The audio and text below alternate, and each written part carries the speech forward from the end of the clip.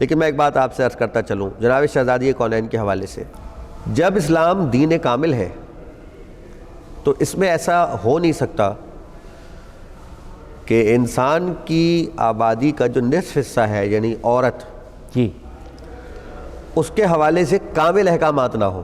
بے شک، اگر عورت کے حوالے سے کامل احکامات نہیں ہوں گے تو پھر دین کامل کہلانے کا حق ختم ہو جائے گا۔ بے شک، ضروری یہ یعنی قرار پایا کہ عورت کے لیے بھی دین میں مکمل کامل اس حد تک احکامات موجود ہوں کہ ویسے احکامات کسی اور دین میں ہمیں نہ ملتے ہوں۔ اچھا، دین اسلام نے ایک مکمل ضابطہ حیات دیا ایک معاشرہ بنانے کے لیے، تو اس میں ظاہر ہے کہ کسی بھی معاشرے میں جو نصف آبادی ہے انسان کی وہ عورت ہے، عورت پر مشتمل، اس کے لیے احکامات کا ہونا ضروری ہے۔ ہم یہ دیکھتے ہیں کہ 1,24,000 انبیاء آئے، سب مرد ہیں، اس میں کوئی عورت نہیں ہے، بے شک، سارے مرد ہیں۔ اور قرآن کریم میں سورۃ الاحزاب میں کہا گیا بسم اللہ الرحمن الرحیم لقد کان لکم فی رسول اللہ اسوۃ حسنہ بے شک، لمن کان یرجو اللہ والیوم الآخر وذکر اللہ کثیرا، تمہارے لیے اللہ کے رسول میں پیروی کا بہترین نمونہ ہے کہ اگر آپ دین کے احکامات کو 3 حصوں میں تقسیم کریں، یعنی فقہی معاملات جو ہیں جس کا براہ راست تعلق آپ کی زندگی اور معاشرے سے اور سماج سے ہے۔ چند لوگ سمجھتے ہیں کہ فقہی معاملات جو ہیں وہ صرف وہ جن کا تعلق دین سے ہے۔ بھائی، زندگی کا ہر معاملہ فقہ سے جڑا ہوا ہے۔ آپ کوئی بھی کام کر رہے ہیں اس میں آپ کو شریعت کے احکامات چاہیے تو فقہی احکامات ہی ہوئے۔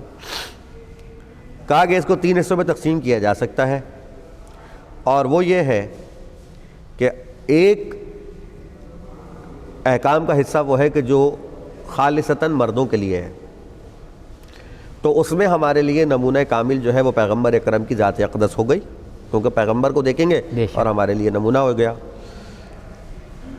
احکامات کی دوسری قسم وہ ہے کہ جس میں عورت اور مرد دونوں کے لیے مشترکہ احکامات ہیں۔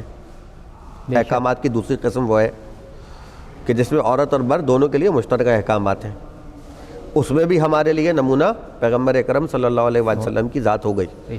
لیکن انہوں نے بڑا اہم سوال قائم کیا کہ تیسری احکامات کی قسم وہ ہے جو خالصتاً عورتوں کے متعلق۔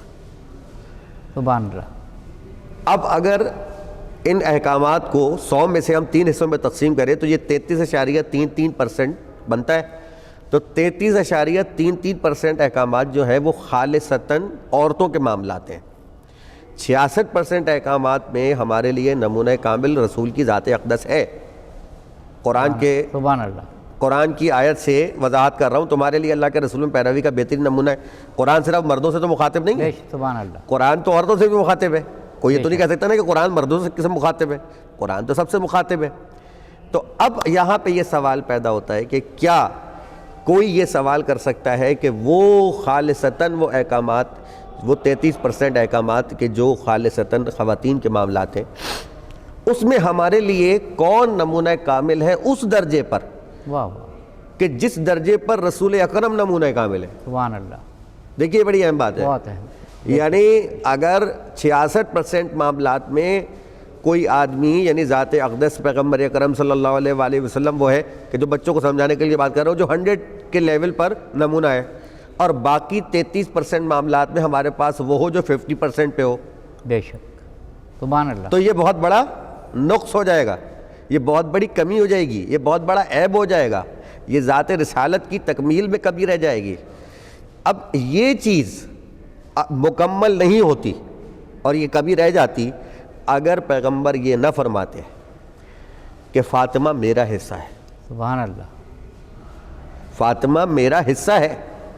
آپ نے جو یہ فرمایا کہ فاطمہ میرا حصہ ہے، یہ ایک باپ کی محبت نہیں ہے بیٹی کے ساتھ، یہ گویا یہ فرمایا ہے کہ فاطمہ رسالت کا حصہ ہے۔ سبحان اللہ، جیسے میں ان 66% معاملات کے لیے نمونہ کامل ہوں، بالکل اسی لیول پر اور اسی درجے پر جناب فاطمہ الزہرا سلام اللہ علیہا ان 33% معاملات میں کائنات کی تمام خواتین کے لیے اسی درجے پر نمونہ کامل ہے۔